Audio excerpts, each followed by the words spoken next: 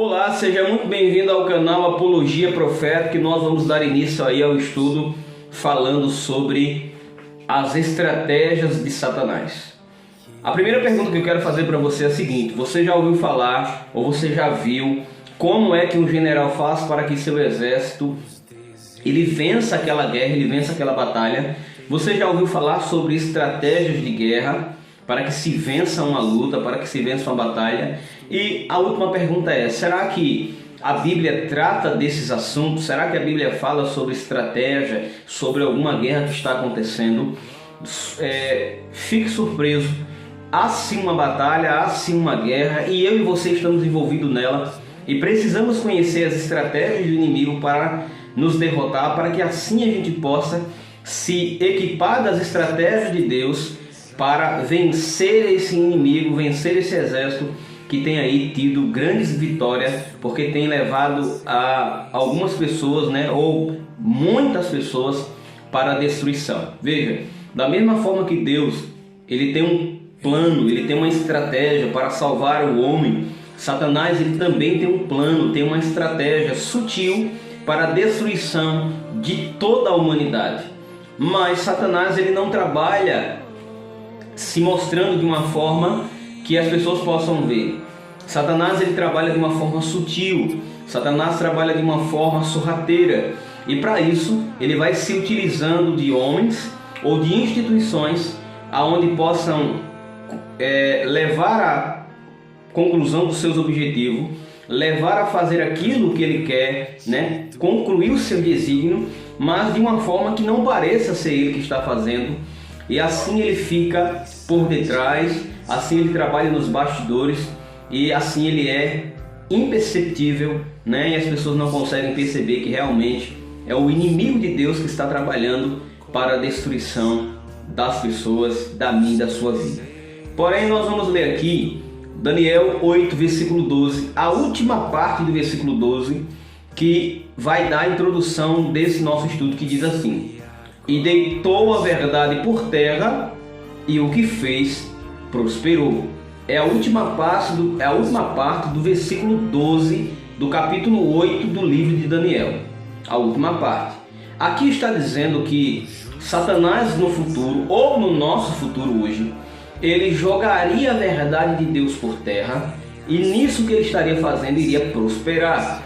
A pergunta é: quando Satanás jogou a verdade de Deus por terra e prosperou?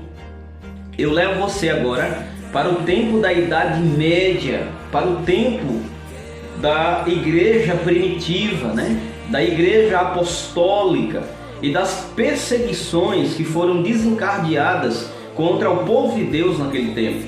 Antes da reforma protestante, antes de aparecer os reformadores, que iriam fazer uma obra maravilhosa para que a Bíblia pudesse chegar nas nossas mãos.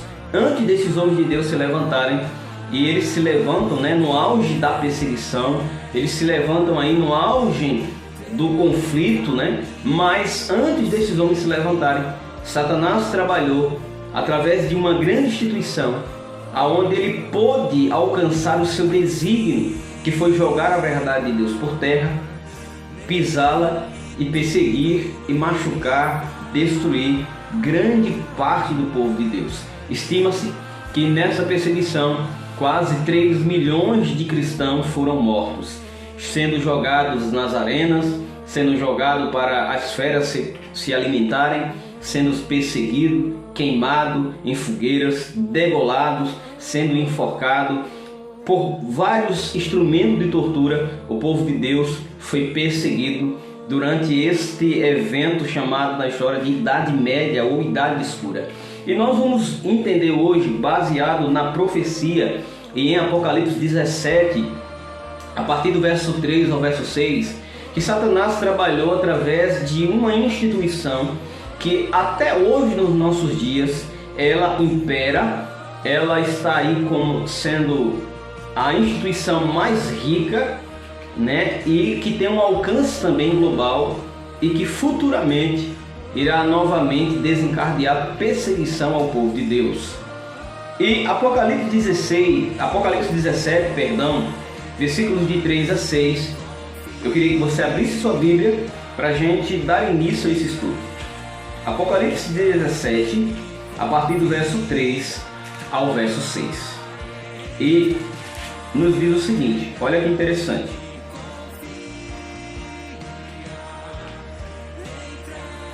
Eu quero ler o versículo 1 para a gente compreender o que é que a gente vai ler a partir do verso 3, no diz o seguinte. Versículo 1 diz assim: E veio do céu, e veio um dos 7 anjos, que tem as 7 taças, e falou comigo, dizendo: Vem, mostrar-te-ei o julgamento da grande meretriz, que se acha sentada sobre muitas águas.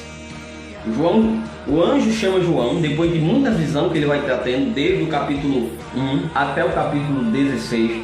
Quando nós chegamos no capítulo 17, o anjo chama João, e ele diz assim: João, eu quero te mostrar o julgamento da grande meretriz, ou seja, o julgamento da grande prostituta, que se acha sentada, né?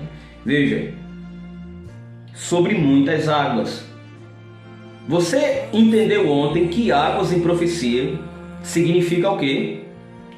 Eu quero ler para você aqui o versículo 15, que vai nos dizer o que significa essas águas. Capítulo 17, versículo 15 de Apocalipse diz assim: Falou-me ainda, as águas que viste, onde a meretriz ou a prostituta se está assentada, são povos, multidões, línguas e nações. Então, água em profecia significa o quê? Povos, multidões, línguas e nações. Agora, vamos ler o versículo 3 por diante. Transportou-me o anjo em espírito a um deserto e vi uma mulher sentada, numa besta escarlate. Besta significa poder, rei ou reino. Mulher, igreja. Numa besta escarlate, repleta de nome de blasfêmias. A gente vai entender também o que significa esses nomes. Tendo 7 cabeças e 10 chifres. Achava-se a mulher vestida de púrpura e de escarlate, adornada de ouro e de pedras preciosas e de pérolas, e tendo na mão um cálice de ouro transbordando de abominações. Nós vamos também entender o que significa esse cálice e o que significa essas abominações. E com as imundícias da sua prostituição. Versículo 5.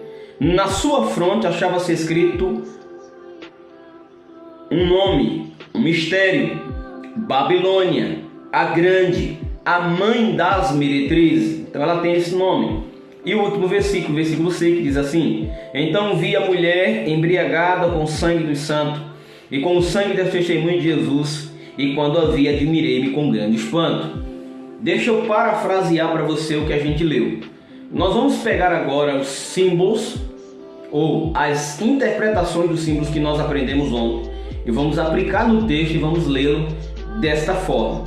A gente leu que João está vendo uma meretriz assentada sobre uma besta que tem um nome de blasfêmia. Essa meretriz está embriagada com o sangue dos santos. Vejam como fica mais fácil quando nós usamos a interpretação que a Bíblia nos oferece. Versículo 6. Versículo 3. Transportou-me o anjo em espírito a um deserto e vi uma igreja. Mulher em profecia, igreja. E vi uma igreja montada, sendo conduzida por uma besta, por um poder. Essa igreja, ela está sendo conduzida, ela está sendo levada por um poder. Este poder, existe 2 cores que caracterizam este poder. É a cor púrpura e a cor escarlate. Eu vou deixar para você aqui, vai estar aparecendo aqui em algum lugar dessa tela, a cor púrpura e a cor escarlate. Escarlate você sabe que é um vermelho bem chamativo. Ela também está adornada de ouro e de pérolas preciosas. É uma igreja rica, é uma igreja famosa, é uma igreja bem estabelecida, mas é uma igreja que se prostituiu. Nós vamos entender agora de que igreja a profecia está nos falando, de que movimento religioso é esse que é rico, que é poderoso, mas que infelizmente tem sido conduzido pelo inimigo para desígnios deles, para a efetuação dos seus planos malignos para destruir o povo de Deus. Então, como nós estamos vendo aí, né, o diabo substituiu o culto verdadeiro, né, por um falso. Ele tem mudado a verdade da salvação pela graça por salvação pelas obras, e o que ele está fazendo está prosperando, né? Ele está levando as pessoas a imaginarem ou pensarem ou raciocinarem que elas podem ser salvas por aquilo que elas fazem e não somente pela graça, não somente pela fé no sacrifício de Jesus. Ou seja, Satanás tem trabalhado através desta igreja, desta instituição, a levarem as pessoas a acreditarem que elas podem ser salvas exclusivamente pelas suas obras. Ou seja, o sacrifício de Jesus não foi completo. As pessoas podem ser salvas pelas suas obras. E isso, de acordo com a profecia, é um engano, é mentira. Mas, infelizmente, Satanás tem prosperado, diz a profecia. Então, eu vou estar colocando para você aí, né, um quadro mostrando os símbolos e o significado de tudo aquilo que Apocalipse 17 vem nos trazendo para que a gente possa entender do que nós estamos tratando nesse vídeo. Deve estar aparecendo para você agora aí na tela, né, um quadro dividido em 3 partes, e você tem aí algumas gravuras e figuras e também alguns textos bíblicos. No primeiro nós temos aí a mulher prostituta. Mulher em profecia, de acordo com Efésios 5, versículo 23 a 32, significa igreja. Mas esta igreja, esta mulher do capítulo 17, ela é uma prostituta. Traduzindo, igreja, mulher, prostituta é igual a uma igreja infiel a Cristo, ou seja, uma igreja que se afastou dos princípios, que se afastou das verdades bíblicas deixadas por Cristo. No meio você tem aí as 7 cabeças e 10 chifres. As 7 cabeças também, de acordo com Apocalipse, significa 7 montes. De acordo com Apocalipse 17, versículo 9, significa 7 montes ou 7 colinas. Os 10 chifres são os 10 reis da Europa, né? E a gente vai entrar nesse detalhe mais para frente. Nós vamos conhecer quem foram esses 10 reinos, né, que dominaram a Europa antiga. Mas as 7 colinas, elas são 7 montes. Ou seja, esta mulher, ela está sentada sobre 7 montes. No último quadro, você tem aí a descrição da besta escarlate. Besta, né, significa um reino poderoso, de acordo com Daniel 7:23. Abaixo, no quadro abaixo, do seu lado esquerdo, você tem aí o que significa abominação ou imundícia ou prostituição. E embaixo você tem aí algumas referências. Abominações significa fugir da lei. Apocalipse 21, verso 27, nos diz o seguinte. Eu quero ler para você aqui o que diz Apocalipse 21, versículo 27, nos diz assim: nela nunca jamais penetrará coisa alguma que a contamine, e nem que pratique abominação e mentira, mas somente os que estão escritos no livro da vida. E Provérbio, olha que interessante, Provérbios capítulo 28, versículo 9, nos fala o seguinte. Provérbio, deixa eu achar aqui, Provérbio, logo depois do livro de Salmos, capítulo 28, versículo 9, vai nos desvendar porque essa igreja, ela tem um cálice cheio de abominação. Capítulo 28, verso 29, verso 9, nos diz o seguinte: o que desvia o ouvido de ouvir a lei, até a sua oração é abominável. Ou seja, é uma igreja que foge da lei, que não ensina a validade da lei de Deus. Então, é uma igreja que tem um cálice cheio de abominações, e abominações, de acordo com o texto bíblico, é você desviar o ouvido das palavras de Deus, dos ensinamentos que Deus lhe deixou, mas acima de tudo desviar o ouvido da lei de Deus. Logo abaixo você tem aí imundícias. Imundícias são idolatrias. É uma igreja que pratica a idolatria, principalmente, como está escrito em Ezequiel, capítulo 36, do verso 25 a 28, a adoração a falsos deuses, a adoração a imagens, a adoração e a prestação de culto a tudo aquilo que não é Deus, a tudo aquilo que simboliza um falso Deus. Então é uma igreja que pratica, ela tem como base a imundície, que é idolatria no seu corpo doutrinário. Por último aí você tem a prostituição, ou seja, mudança da verdade em mentira, andando e servindo a criatura em lugar do Criador, de acordo com Romanos 1, verso 25. É uma igreja que se afastou dos princípios de Deus, que se afastou do próprio noivo, que é Cristo, e ela anda agora pós-criatura, ela anda atrás da criatura, ela adora a criatura, ela honra a criatura em vez do seu Criador. E ao lado você tem aí as colinas de Roma, porque na profecia, a única igreja que nós conseguimos olhar para a profecia, que nós conseguimos ver profeticamente, que se encaixa dentro desse padrão, é a igreja de Roma.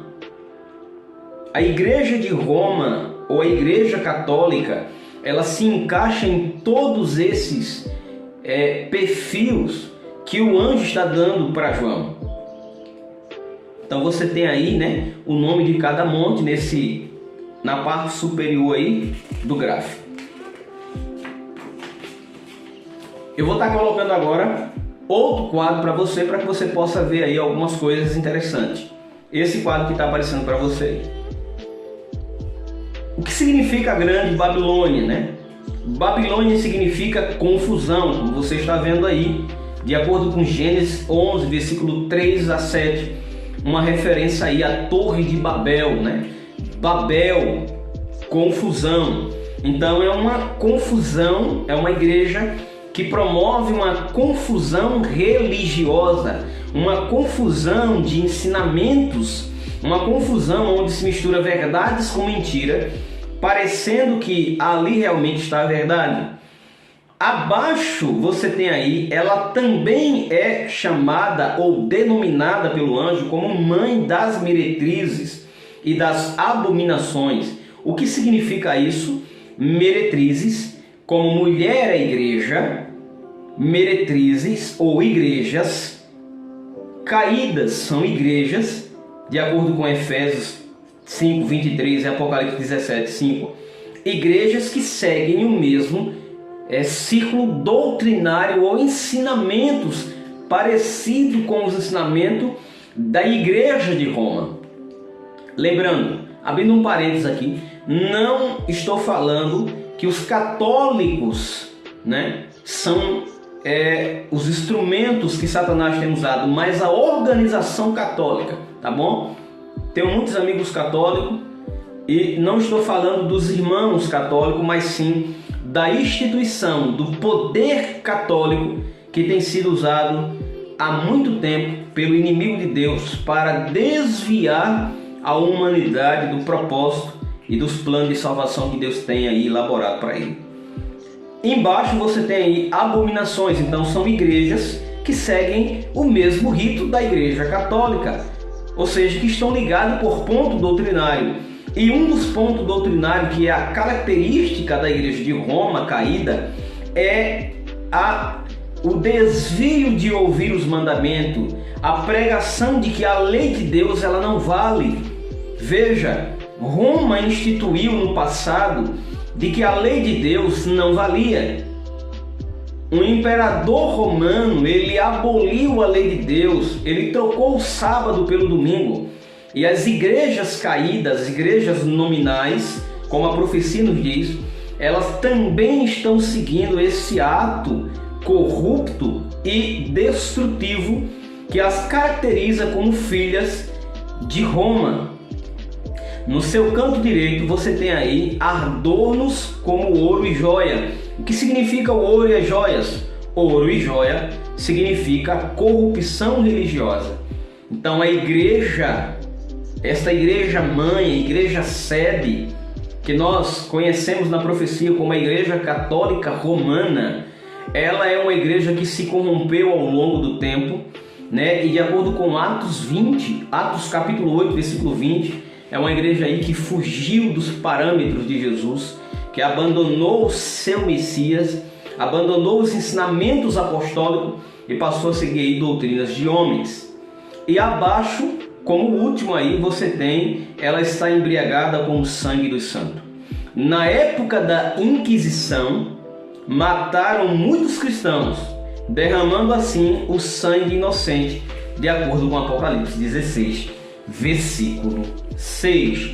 Agora olha aqui para mim. Somente a igreja de Roma, ela se encaixa dentro do capítulo 17 de Apocalipse. A igreja de Roma, na Idade Média, matou muitos cristãos.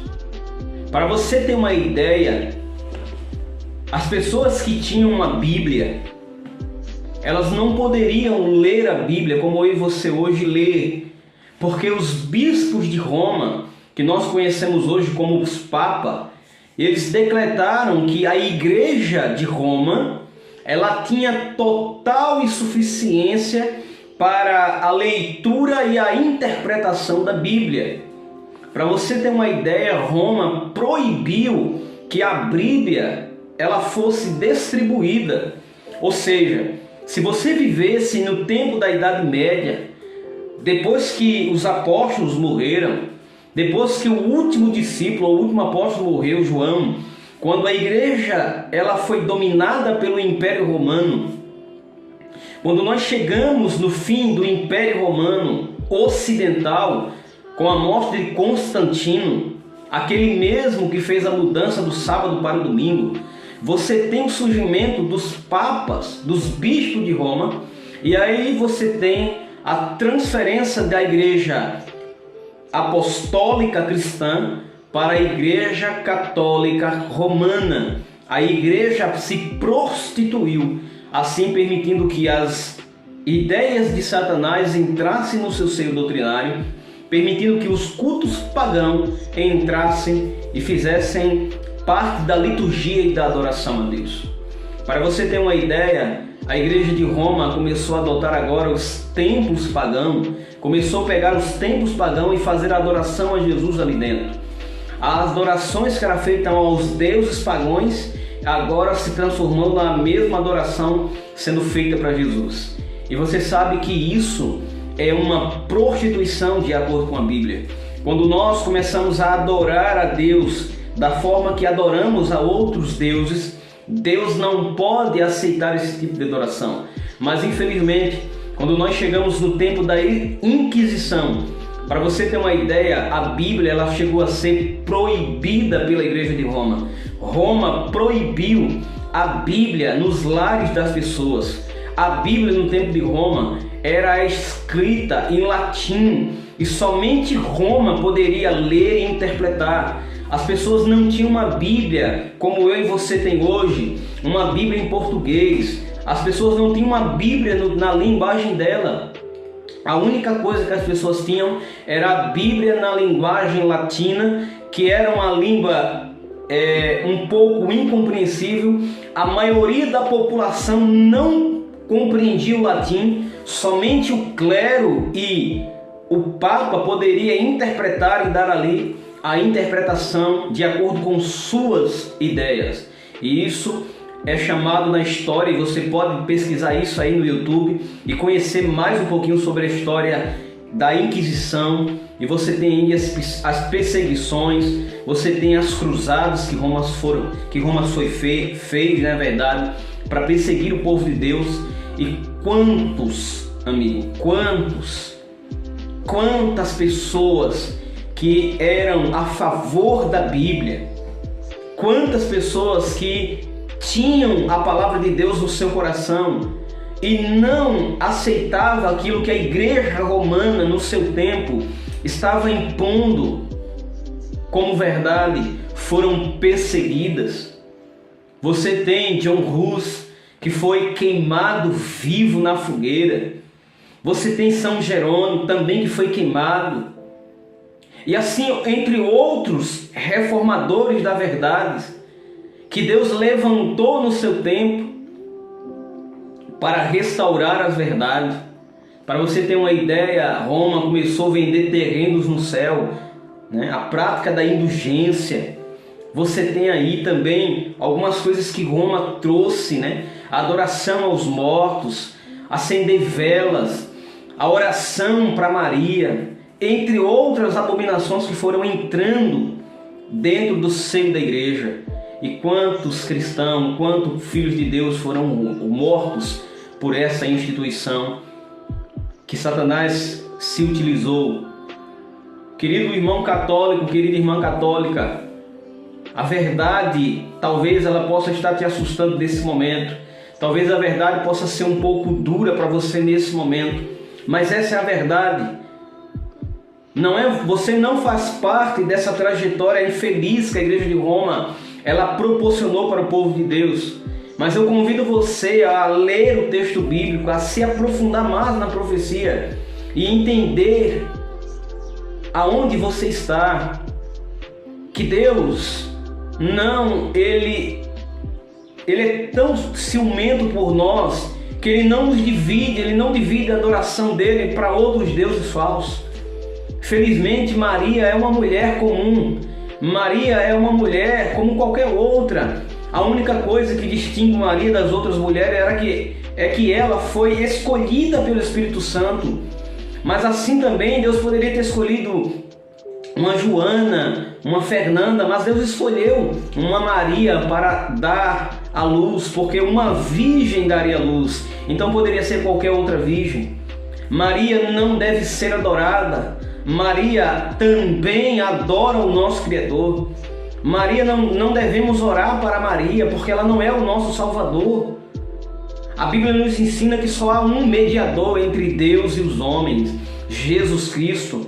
Só há um nome que importa que a gente clame por auxílio, somente no nome de Jesus. Não devemos orar a mais ninguém, somente a Cristo.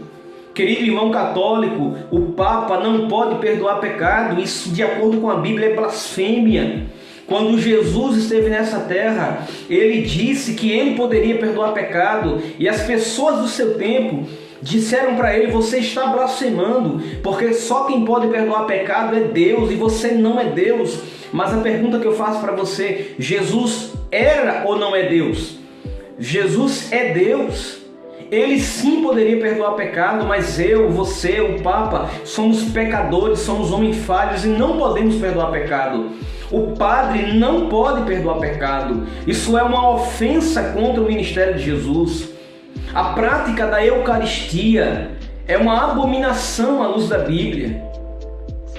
Quando você come a hóstia, você não está comendo o corpo de Jesus. Isso é abominação aos olhos de Deus. Jesus não pode ser crucificado todos os dias. O sacrifício de Jesus é único. Nós somos salvos pela graça e não pela obra. Devemos orar a Deus e não a João, a Pedro, a Maria. Não, esses homens, essas mulheres foram filhos de Deus. Estão aguardando a salvação, mortos na sepultura, assim como eu e vocês também estão aguardando a salvação. Que você possa ter compreendido, que você possa ter entendido como a profecia ela é maravilhosa e se revela de uma forma tão plena. Amanhã nós vamos entender um pouquinho sobre o Deus e o conflito. Nós vamos entender como Deus ele trabalha dentro desse grande conflito. Eu espero você amanhã, que você possa analisar esse vídeo, deixe o seu comentário, mas que você possa ser liberto, porque a palavra de Deus ela diz: e conhecereis a verdade, e a verdade vos libertará. E se verdadeiramente o Filho te libertar, verdadeiramente você será livre. Não adore outros deuses, adore ao Deus Criador dos céus e da terra. Fique com Deus, um abraço e eu te espero amanhã.